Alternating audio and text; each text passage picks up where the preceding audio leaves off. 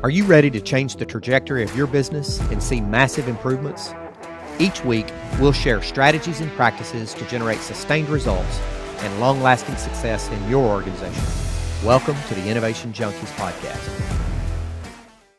Hey guys, Jeff Standridge here. Welcome to another episode of the Innovation Junkies podcast. Glad you're here. Yeah, I'm glad to be back. It's Jeff Amrine. I can't believe we have an opportunity to do this again. Hey man, this is great fun, isn't it? It is. Yes, It's it is. Yes, it is. You know, it's interesting. We always get blindsided when we have a top employee who leaves the organization abruptly, or we have a customer who we thought things were great with, and they end up defecting, if you will, and going to a competitor. What I'd like to talk about today is how do we create systems to get consistent and regular customer and employee feedback, and what are some of those systems that we can use? That sound good to you? Yeah, it sounds great. And I'll kind of lead us off here. There's one that we've really warmed up to over the past several years, and it's a stat that we check on as part of our weekly meetings, and that's Net Promoter Score. So the Net Promoter Score is an easy and effective way to understand customer satisfaction, and it's not a 100-question survey. It's something where you ask a simple question after every customer interaction, which asks that customer, would you recommend our business, our service, our product, our solution to someone else? And then they score it on sort of a 0 to 10 basis. And if you get anything less than, I think it's a 7 on that, it's actually counted against you. It's negative. A 7 is neutral, and then an 8 or 9 are positive. So it gives you a really weighted way of understanding, are we doing the right things? Are people happy with our service? And are we fulfilling our obligation and meeting our purpose that our customers have paid us or have engaged us for? And I think Net Promoter Score can be a really simple way with every customer interaction to understand, are you on the right track? Yeah, no, I agree with you. And it's easy to ask, it's easy to collect data on, and doing a running total of that is really good. And then having, even with a Net Promoter Score, you may have an individual client who chooses to leave. And so then trying to have a follow-up conversation with them, call it an exit interview or something, to say, hey, can you tell us what we did? Can you tell us what we did right, what we did wrong? What's one thing we would do to improve if we could, if you would have us improve if we could? And then to use that data to actually make things better, so that we have, even when we have the vast majority of our folks saying great things, we can still take action on where we could have issues going on in the organization. Yeah. It's so true. And it's something that if you get in the process of assuming that you're a learning organization, that you're really trying to get better, most customers, if you lose them, will tell you, this is what went wrong. This is why we made another choice. And it can be across a whole variety of things that cause them to leave. It's also a good thing to put as part of your proposal efforts as well. If you ever lose a deal you expected to win, asking that potential customer, that potential client, why weren't we chosen? Not in a defensive way, but because you really want to learn. If you can get that information, it will just make you a more effective organization overall. No doubt about it. I agree with that completely. You're exactly right. Let's shift over and talk about employee satisfaction. Yeah, this is a tough one. And a lot of us who have been in large organizations, you'd take kind of a crass or jaundiced view of, here comes the annual employee satisfaction survey. And there can be elements of that where you say, am I going to be completely truthful? Even though they say there's complete anonymity, is somebody going to know that I've been completely candid in this? So part of that, I think it can be really effective tool as long as there's non-attribution, non-retribution, and there's also a core value of trust and fierce and candid communication being allowed and desired. And if you do that, employee satisfaction surveys that can be a mix of both quantitative and qualitative responses, you can just learn an awful lot, especially if as leaders you take action on some of what you learn. So it's not just an exercise to check a box. No, I agree with you completely there. Gallup actually has what they call their Q12, and it's 12 questions that they've used to measure satisfaction. There's a big debate out there, around measuring satisfaction versus measuring engagement, and I don't really get caught up too much in that debate. I think they are part and parcel to one another. But another way that you can kind of overcome that trust issue is actually have it administered by a third party.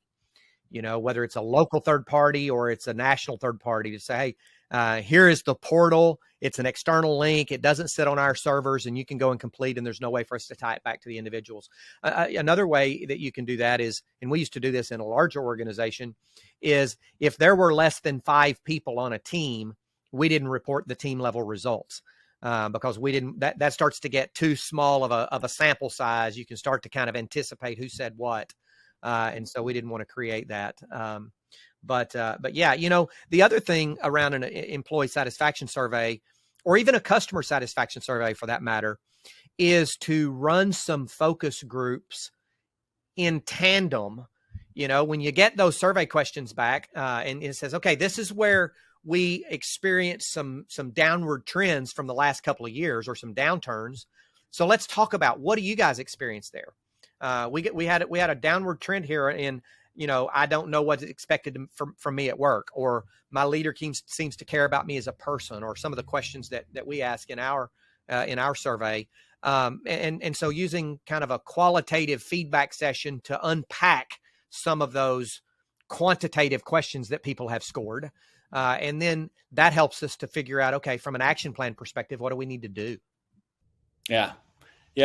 100% agree. I mean, that gives you kind of the basics of understanding. We've talked about this in other episodes.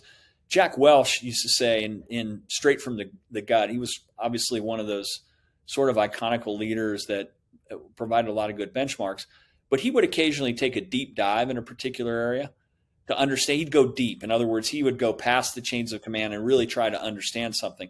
I think that can be an effective way that a senior leader can learn more about the organization and stay in touch with what's going on at various levels, not to in any way disadvantage or demean the chain of command, so to speak, but just you can't always know what's going on in every level if you're too distant from it. So walking around, engaging at the lowest levels of the organization, listening to people, and having folks at all levels understand that you're not there to spy on anybody, that you're really there to learn, that can help you spot both areas of excellence performance that you might not have seen, and also areas of dissatisfaction that you might not have heard of otherwise. It's kind of natural for supervisory and line leaders at times to paint a rosy picture. Nobody really wants to be the bearer of bad news. First of all, you got to tell them if something's an issue, or if you got satisfaction issues, we got things we aren't doing right in compensation, motivation, benefits, whatever it may be, surface those. And so that whole idea of walking around, being accessible, and engaging, occasionally taking deep dives, I think can be really helpful as well. That's a great point. We talked about management by walking around and having regular one-on-one meetings as a way to create critical and consistent channels of communication, but it's also a way to establish non-threatening ways for both customer and employee feedback. When I was leading, I always knew who my top 10 customers were in the organization. And I had a cadence of reaching out to those top 10 customers proactively on a quarterly basis to just say, hey, how are things going? What are we doing well? What are we not doing so well? What would you love for us to do that we're not doing? And that was just that management by walking around, or a one-on-one, so to speak. I also knew who my top 10%, top 20% rather, in the organization were in terms of individual contributors, because we did a collective talent review, and I knew who those rock stars were. And I did the same thing with them. I spent more time with them as an executive, because those are the ones that I wanted to hear from on a regular basis, because number one, they're the ones that I needed to have fully engaged on a regular basis, that probably had the most critical, but also the most constructive feedback about how to better run the organization, and folks that I wanted to know darn sure that they were valued and listened to in the organization. Sure. Yeah. Critically important. Great stuff, Jeff. Very good. So we're talking about systems for customer and employee feedback, things like measuring net promoter score with your customers, employee satisfaction surveys, but then also having, call them focus groups or action planning sessions where you can unpack some of those scores and really understand qualitatively what's going on. And also not just for creating critical and consistent channels of communication, but also creating an opportunity for your employees and your customers to give you feedback, leveraging that management by walking around and having regular one-on-one meetings as well. Great ways to make sure that there's a constant system in place for collecting customer and employee feedback. No surprises, Great. no blindsides. Great stuff, Jeff. Good stuff. Thanks, guys. This has been another episode of the Innovation Junkies podcast. Thanks for joining. See you next time.